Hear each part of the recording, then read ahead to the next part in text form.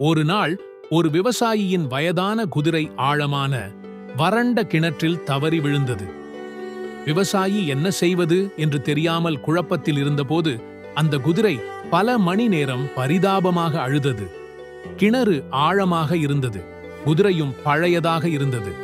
அதனால் விவசாயி நினைத்தார், குதிரையை காப்பாற்ற முடியாது, அதற்கு வயதும் ஆகிவிட்டது, அதனால் கிணற்றை மூடிவிடலாம் என்று முடிவு எடுத்தார். அதனால் குதிரையை உயிருடன் புதைக்க முடிவு செய்தார். அவர் தனது அண்டை வீட்டாரை உதவிக்கு அழைத்தார். அவர்கள் இருவரும் சேர்ந்து கிணற்றில் மண்ணை அள்ளி போட்டனர். முதலில் குதிரை பீதி அடைந்தது. அதன் முதுகில் மண் விழுந்ததால் கூக்குரலிட்டது. அந்த குதிரையிடம் ஒரு மாற்றம் ஏற்பட்டது. மண் தொடர்ந்து விழுந்து கொண்டிருந்ததால் குதிரை அற்புதமான ஒன்றைச் செய்தது. அது மண்ணை உதறிவிட்டு மேலே ஏறி நின்றது. மண்ணை அள்ளி அள்ளி கிணற்றில் வீசினர். குதிரை அதை குலுக்கிவிட்டு மேலே அடியெடுத்து வைத்தது.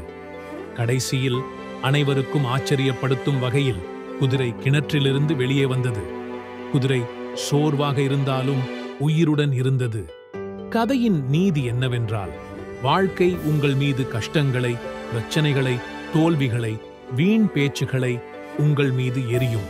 அதிலிருந்து வெளியேறுவதற்கான தந்திரம் அதை உதறிவிட்டு மேலே செல்வது மட்டும்தான்.